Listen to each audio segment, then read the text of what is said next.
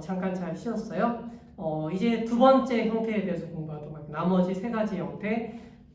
첫 번째 사회적 합의형 노사관계에 대해서 정리할 거고요. 그다음에 두 번째 가부장적 노사관계에 대해서 정리하고요. 그다음에 세 번째는 기업자치관리적 노사관계에 대해서 정리하도록 할게요.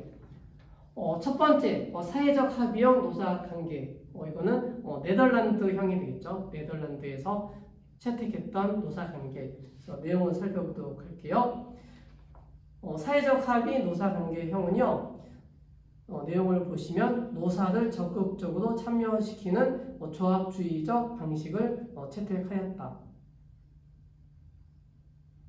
그래서 이러한 조합주의적 방식 채택한 것은 노사정의 합의체제가 결정을 하게 된다. 노사정 합의체제가 결정하게 되겠죠.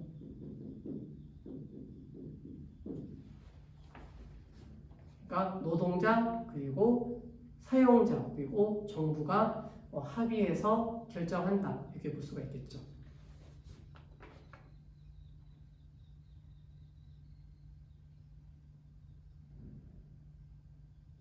특징을 보시면요, 구조조정 과정에 노사를 적극적으로 참여시키는 조합주의적 방식을 채택하였다. 그다음 두 번째 특징 보세요. 경제 노동 문제를 사회적 합의 기구인 노사정 합의 체제가 해결한다. 그러니까 경제 노동 문제에 있어서 사회적 합의 기구인 노사정 합의 체제로 결정하게 된다. 그다음에 세 번째 사회적 합의 노사관계형은 사회 갈등을 최소화시킨다. 이것은 그것도 노사정 합의 체제가 결정을 한다. 네 번째 특징을 보시면 사회 통합을 유지하면서 구조 조정에 성공해야 되겠죠. 이것이 사회적 합의 노사관계형의 특징이 되는 거죠.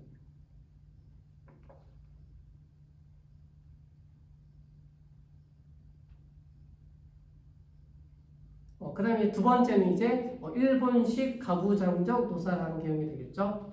그래서 내용을 보시면 화해 노사관계 중심형 기반 가족주의 공동체 원리 그리고 집단주의 화합을 중시하는 형태, 이것이 가부장적 노사관계가 되는 거죠. 그래서 가부장적 노사관계에서는 화를 중심으로 하게 되겠죠. 그러니까 화합 같은 것을 중시하는 형태가 되는 거죠.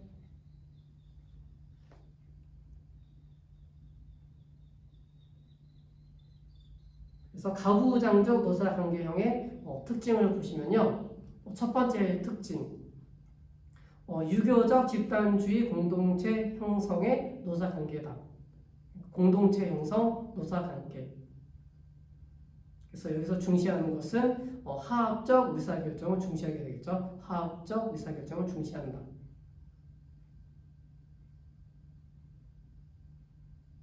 그 다음에 두 번째 특징, 화 그리고 충을 중심으로 한 윤리관인 일본적 무사 정신을 중시하게 되겠죠. 화합과 충성 이러한 것을 중시하게 되는 거죠. 그래서 이러한 것을 통해서 노사의 의리관계를 중시한다. 여기서 노사의 의리관계라고 하는 것은 신의, 그러니까 믿음 같은 것이 중요하겠죠. 그리고 복종을 해야 된다. 이러한 것을 중시하게 되는 거죠. 그 다음에 세 번째, 외면적으로 기업별 노조 시스템이다. 기업별 노조 시스템. 네 번째, 내면적으로 종신고용제를 채택하게 되는 거죠. 그래서 이러한 종신고용제를 통해서 청년 근로자의 직업을 안정시켰다.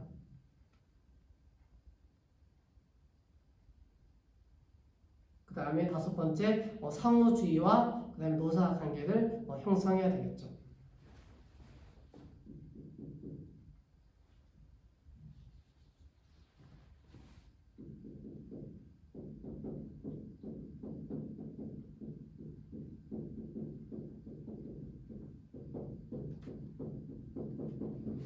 그래서 이제 여기서 종신고용제가 성공한 이유에 대해서 설명드릴게요. 첫 번째는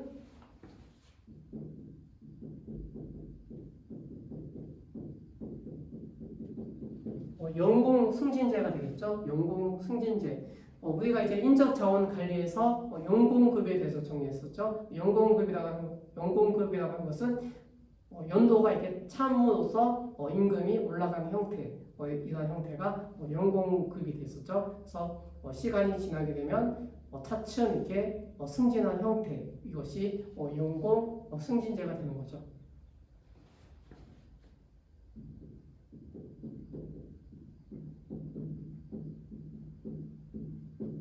그 다음에 이제 두 번째는 연공임금제가 되겠죠. 연공임금제. 그 다음에 이제 세 번째는 가족주의가 되겠죠.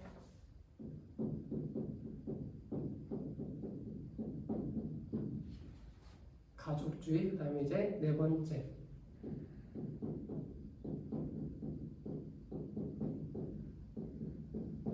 집단주의죠.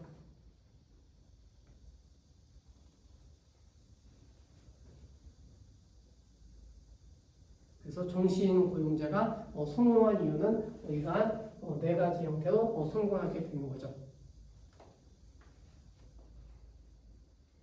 그 다음에 이제 다섯 번째 특징을 보시면 상호주의와 노사관계를 형성하게 되었다.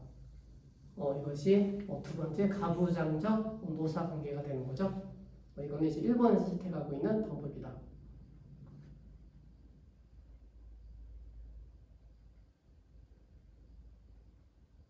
정리되셨죠? 그러면 세 번째, 기업자치관리적 노사관계 보도록 할게요. 기업자치관리적 노사관계는 어느 나라에서 채택하고 있는가 보니까 유고라든지 그리고 헝가리 그리고 폴란드 이러한 국가에서 채택하고 있죠.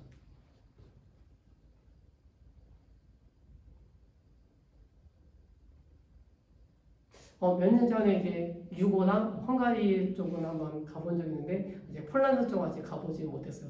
폴란드 한번 가보고 싶어요. 그래서 이제 내용을 한번 살펴보면요. 기업자치관리형 노사관계는요. 기업의 근로자자치관리제를 도입을 하게 된 거죠. 그래서 이것은 종업원의 경영참가 방식이다. 그 다음에 이제 특징을 보시면요.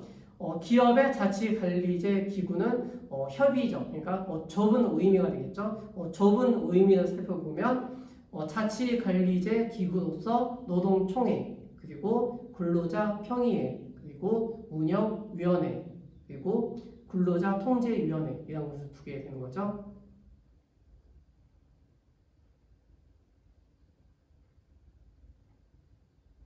기업자치관리 형태 같은 경우에는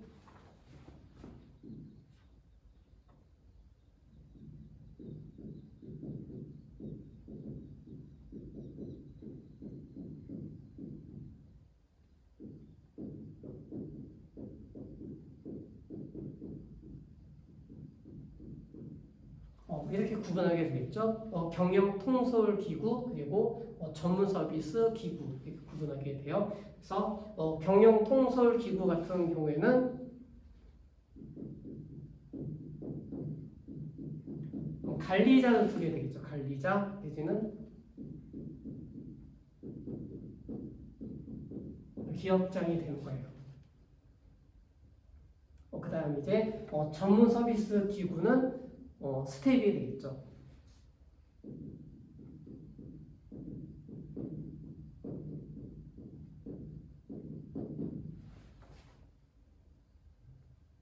그래서 기업자치관리에서는 경영통솔기구, 전문서비스기구 이렇게 구분을 하게 돼요. 그래서 첫 번째 경영통솔기구는 관리자를 두게 되겠죠. 그리고 전문서비스기구는 스텝을 중심으로 한다. 이렇게 정리하시면 되겠죠.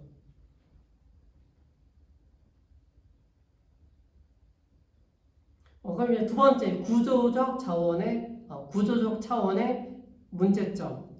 6가지 문제점이 나오고 있죠. 6가지의 문제점을 보시면 첫 번째 외부 세력이 개입을 하게 되겠죠. 외부 세력이 개입하게 된다. 그 다음에 이제 두 번째 문제점은 관료화가 생기겠죠. 관료화. 그 그다음에 세 번째는 전문 지식과 그리고 기술이 부족하다. 그다음에 네 번째, 경영에 무정부적인 영향을 받는다. 그다음에 다섯 번째, 재무 구조의 악화가 되겠죠. 그리고 여섯 번째, 경제적 낙후성과 소득의 격차. 이러한 문제점이 생기게 되는 거죠.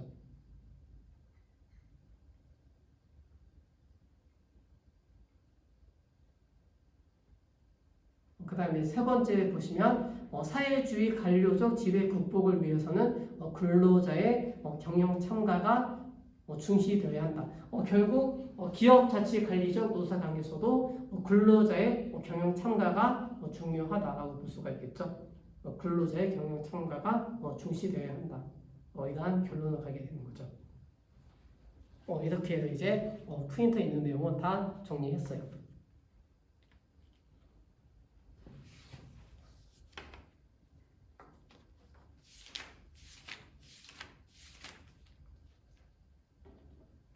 그럼 이제 책에 있는 내용 정리하도록 할게요. 책에 있는 내용 보시면 이제 56쪽을 보세요.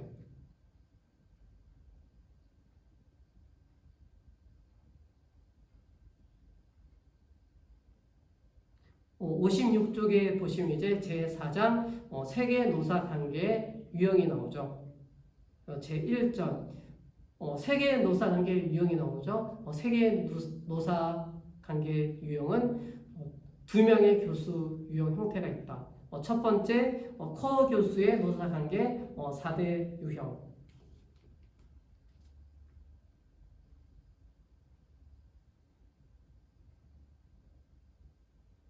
네 번째 줄 보세요. 네 번째 줄 보시면 생산성과 노사 관계라는 저서가 있죠.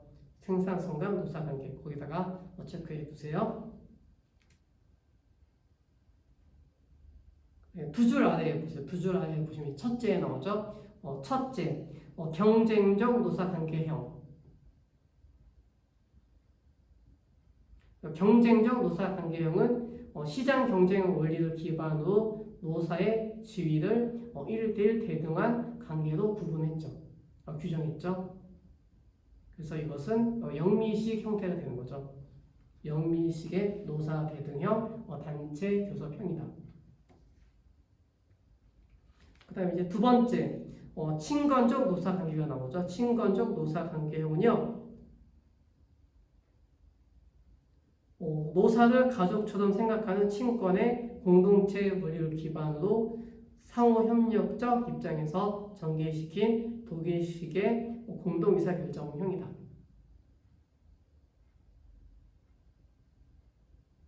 그 다음에 세 번째, 계급투쟁적 노사관계 나오죠. 이거는요, 계급적으로 보는 대립적인 투쟁의식 속에서 전개시킨 절대적인 형태. 그래서 이것은 프랑스식 쌍비칼리즘 영향 속에서 이루어진 단체 교섭 중심형이 되는 거죠. 그 다음에 57조 절대적 노사관계형이 나오죠. 절대적 노사관계형은요 대부분 공산주의 국가에서 채택하고 있는 방법이 되겠죠. 그래서 이것이 이제 그림 4-1에 나오죠. 그림 4-1 한번 보시면 되세요.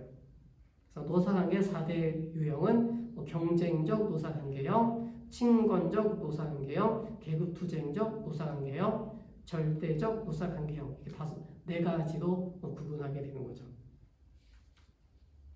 그 다음에 나오는 것이 이제 오우치 교수가 나오죠. 오우치 교수는 58쪽 보세요. 58쪽 그림 4-2 그래서 첫 번째 나오는 것이 가부장적 노사관계형, 그리고 두 번째 기업자치관리적 노사관계형, 세 번째 사회적 합의 노사관계형 이렇게 구분하게 되는 거죠.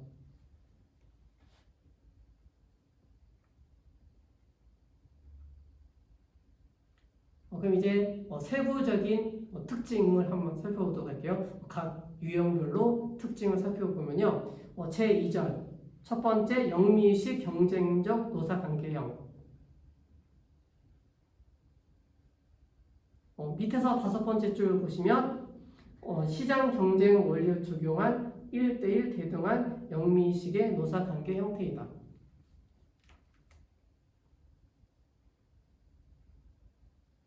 그래서 노사 대등 관계가 기본이 되겠죠. 노사의 대등 관계가 기본이 되고, 그리고 두 줄 아래에 보시면 단체 교섭의 방향에서 합리적으로 결정하는 것이 되겠죠. 단체 교섭의 방향에서 합리적으로 결정하는 유형. 그다음 맨 끝에 보시면 노동자는 노동 3권이 지켜져야 되겠죠. 노동 3권이 지켜져야 되고, 사용자는 경영권이 중시해야 되겠죠. 그래서 결국 노동권과 경영권이 중시되어야 한다. 이것이 첫 번째 경쟁적 노사관계형이 되겠죠.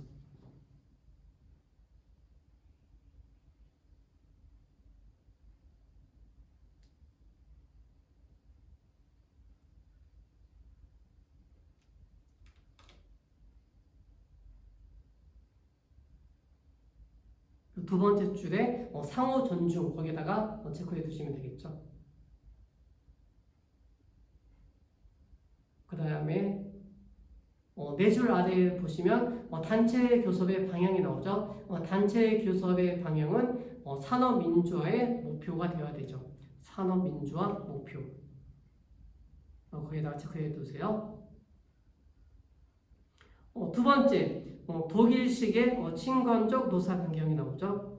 친권적 노사관계형은요, 첫 번째 줄, 노사관계가 마치 부부와 같이 가족관계를 유지하는 경우, 이런 형태가 되겠죠. 부부와 같은 형태, 이것이 친권적 노사관계형이 되겠죠.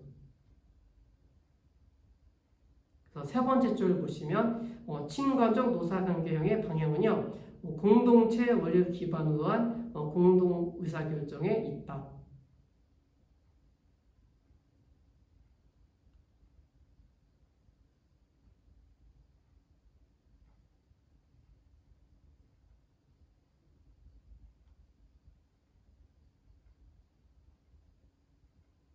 그래서 아까 독일식의 친과적 노사관계형은 경영 참가가 중시되어야 되겠죠. 그래서 맨 마지막에 경영 참가가 시연되어야 된다. 경영 참가가 포인트가 되겠죠. 그 다음에 세 번째, 프랑스식의 계급투쟁적 노사관계형. 프랑스를 예를 들고 있죠. 프랑스를 예를 들고 있다. 네 번째 줄, 노사관계는 상대적인 관계라기보다는 절대적인 성격을 가지고 있다. 그러니까 계급투쟁적 노사관계형은 절대적인 형태가 되겠죠. 절대적으로 복종해야 된다. 그러한 형태.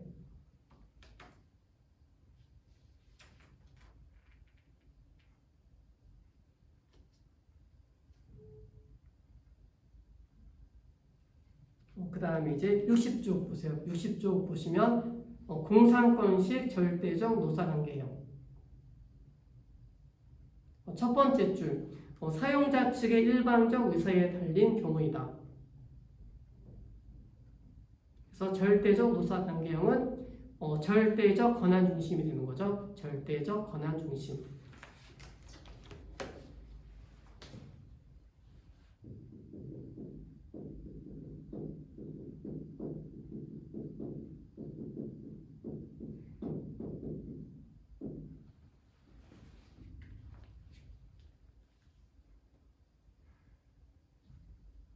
그래서 사용자 측의 일방적 의사에 달린 경우라고 하는 것은 절대적인 권한 중심이라고 볼 수가 있죠.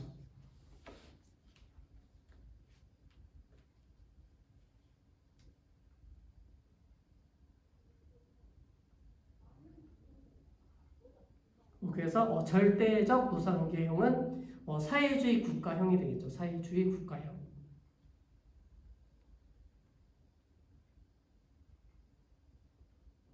그래서 여기까지 네 가지가 커어 교수가 주장한 네 가지 유형이 되겠죠. 그 다음에 이제 다섯 번째부터는 이제 오치 교수가 주장하는 내용이 되겠죠. 다섯 번째, 사회적 합의 노사 관계형. 첫 번째 줄 네덜란드식 노사 관계형이다. 네덜란드식 노사 관계. 그다음에 두 번째 줄 노사를 적극적으로 참여시켜야 되겠죠. 노사를 적극적으로 참여시키고 조합주의적 방식을 채택한다.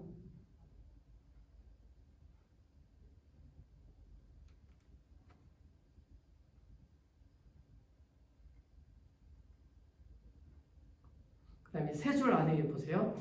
세 줄 아래에 내려가시면 노사정 합의체가 사회적 합의 기구가 되었다.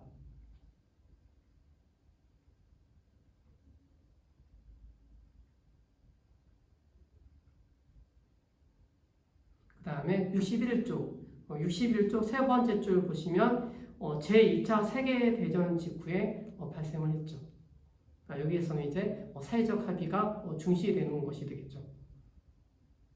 그다음에 네 번째 줄 1982년 바세나드 협약을 계기로 결실을 맺게 되었다.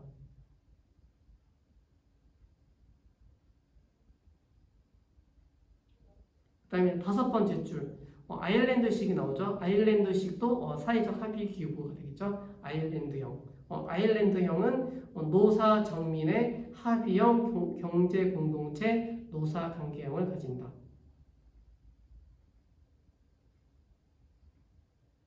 그다음에 여섯 번째 일본식 가부장적 노사 관계형.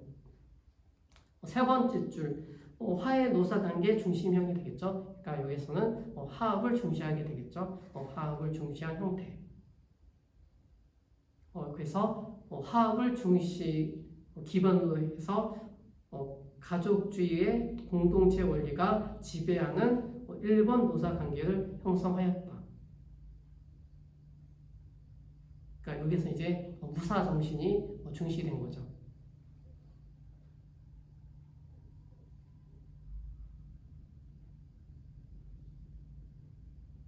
그 다음에 두 줄 아래에 보세요. 두 줄 아래에 보시면 종신고용제가 조화되어 유교적 집단주의 공동체 형성의 화합적 의사결정이 주류이다.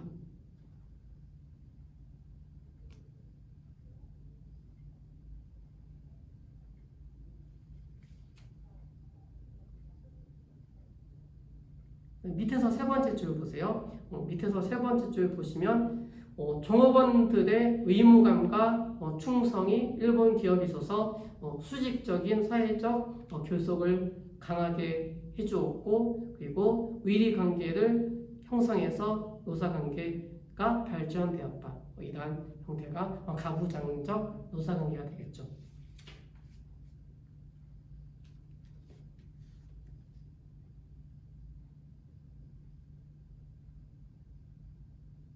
그 다음에 62쪽 보세요. 62쪽 보시면 그림 4-3 오우치 교수가 주장한 노사관계형 일본식이 되겠죠.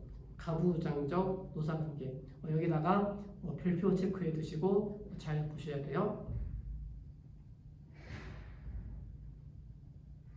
그래서 가부장적 노사관계는 일본적 화해 노사관계를 형성하게 된 거죠. 동그라미 1번 보세요. 동그라미 1번 보시면 내면적인 특징은 종신고용제가 되는 거죠. 종신고용제. 반면에 이제 외면적 특성을 보시면 기업별 노사 시스템이다. 그래서 여기서 이제 중시되는 것은 신의, 그러니까 믿음을 중시하게 되겠죠. 그 다음에 의리, 그리고 충성심, 그리고 복종심 이런 것을 중시하는 거죠. 그리고 가부장적 노사관계는 아까 설명드렸듯이 종신고용제가 있죠. 종신고용제. 종신고용제는요 전통적 요소에 근대적인 요소를 첨부해야 돼요. 그리고 비합리적 요소에 합리적인 요소를 추가해야 되겠죠.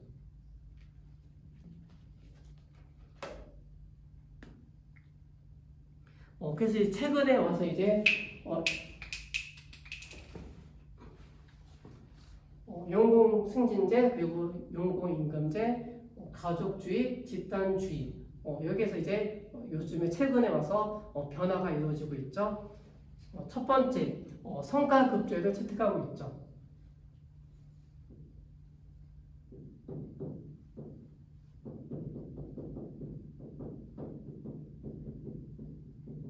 첫 번째는 이제 성과급제. 그 다음 이제 두 번째는 능력을 중시하게 되겠죠.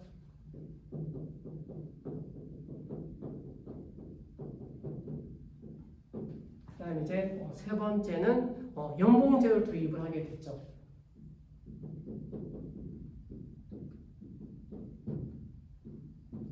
그 다음에 네 번째는 집단주의에서 개인주의로 변화하고 있다.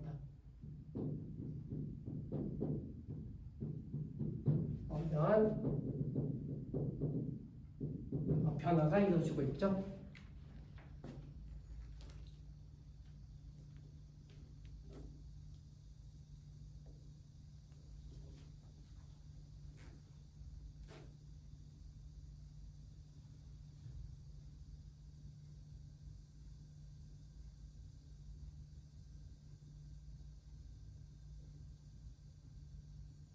그 다음에 특징을 한번 보죠. 특징을 보시면 첫 번째 특징, 기업 기속 의식을 제고한다. 그러니까 기업 기속 의식을 높이죠. 그 다음에 두 번째는 기술 혁신을 유도한다. 세 번째, 기업 성장 목표, 그러니까 기업 성장을 목표하게 되겠죠. 그다음에 네 번째는 노동 간접비를 절감한다. 이러한 특징을 가지게 되는 거죠. 그 외에 이제 가족주의, 집단주의, 이것이 가부장적 노사관계가 되겠죠.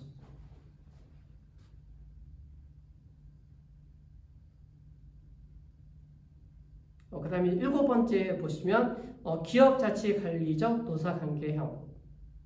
그래서 이것은 첫 번째 줄 노사관계 제도의 특수 유형이 되는 거죠. 그래서 유고라든지 헝가리 그리고 폴란드 등 기업자치관리제 모형을 볼 수 있다. 그래서 밑에서 두 번째 줄 보세요. 근로자 자치관리제는 노사관계 유형별로 볼 때 일종의 종업원 경영 참가의 방식이다. 종업원 경영 참가 이러한 형태가 되는 거죠. 그래서 이러한 참가 방식은요. 첫 번째 노사 공동 협의 단계가 있죠. 노사 공동 협의 단계. 두 번째 노사 공동 결정 단계. 세 번째 종업원 자치 경영 단계 이렇게 구분할 수가 있죠.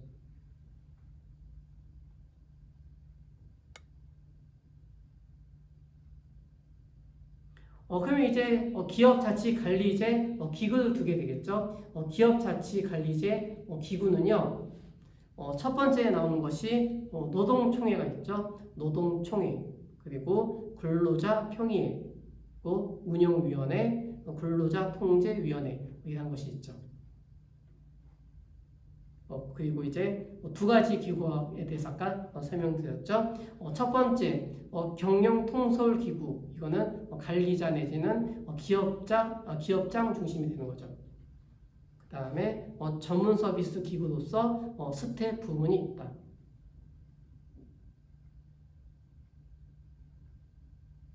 그래서 이러한 노사관계는 구조적인 차원에서 문제점을 가지게 되겠죠. 문제점 체크해 두세요. 첫 번째, 외부 세력이 개입하게 되겠죠. 외부 세력 개입. 그리고 두 번째, 관료화. 세 번째, 전문 지식과 기술이 부족하게 되고, 그다음 네 번째, 경영의 무정부적인 경향. 다섯 번째, 재무 구조의 악화. 여섯 번째, 경제적 낙후성과 소득의 격차가 나타난다.